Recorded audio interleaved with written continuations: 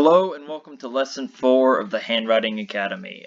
This is Billy here, and I hope that you all checked in on Lesson 3 and that you're fully aware of what letters fall into the category of frog jump capitals, because Lesson 4 builds off of that. When we're talking about our capital letters and the importance of teaching those first and making sure a student fully understands those letters before moving into lowercase, it's important as a reminder that capital letters really only fall into 3 categories. The frog jump capitals that we talked about last week, the corner starters that we're talking about today, and then the center starters next week. And what this does essentially is 2/3 of all of the capital letters start right up here in the top left corner. And that is a great thing for kids because they automatically know every time they go to write one of the letters where majority of their uppercase letters start. So last week we talked about the frog jump capitals, and the frog jump capitals did this, right? They came down and then they jumped back up to the top to finish the letter. So the students now understand that that is how the letters are formed, by writing that line down and then jumping back up to the top. Corner starter capitals also start in the top left corner, but they're doing it a little differently. And so not all of these letters follow the same sequence, but they all start in the same place. So to start, we just have this group of letters, right? We have the first one, which is an H, and then we have a K. We have L in this group. U, which starts also in the top left corner.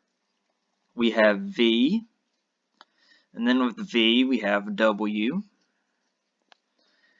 We have X, which also starts in the top left corner. We have the capital Y, and then we have Z. So as you see, all of these letters, they all start by putting the pencil or the chalk, which is my writing utensil of choice, they all start on the top left corner of the page, or of the line, or of the box, or whatever the prompt is that you're providing for your kid. So these are the remainder of the capital letters that start in the corner, but unlike the frog jump capitals, you don't draw that straight line down and then frog jump back up to the top.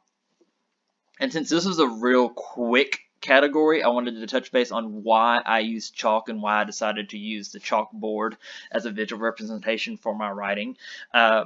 With handwriting, it's important that we use a multi-sensory approach, and I'll have more videos going into that in more detail later. But chalk on a chalkboard is great for teaching handwriting. In fact, that's the #1 thing I use in daily practice, is a small chalkboard. And the chalkboard's just big enough for one letter at a time, and my chalkboard has a smiley face on the top left corner. It's permanent there, and majority of those capital letters start on that smiley face. And so the chalk really gives the student that tactile feedback as they write the letters, right? You can almost imagine, if you will, that chalk breaking apart as you grind it across the slate of the chalkboard. And this is really important because those vibrations in the hand as that chalk drags across and has that friction helps to reinforce proper motor planning, motor control, grasp, all of those things. The other nice thing about the chalk and the chalkboard is that I give them a very small piece of chalk. Okay, I mean, it's going to be, something about the size of this little piece right here in the bottom right corner. It's just small enough they have to use their fingertips to hold it. How many of us have worked with a kid who likes to use that caveman grasp when they hold their pencil or their marker, right? And it's a full fist, and they're just kind of scribbling wildly with it. By giving them a small piece of chalk or a small piece of crayon, it reinforces that fingertip hold on that utensil, that tripod grasp. And chalk is a really good way of doing it. They have to hold it with those fingertips, and that helps to reinforce that also.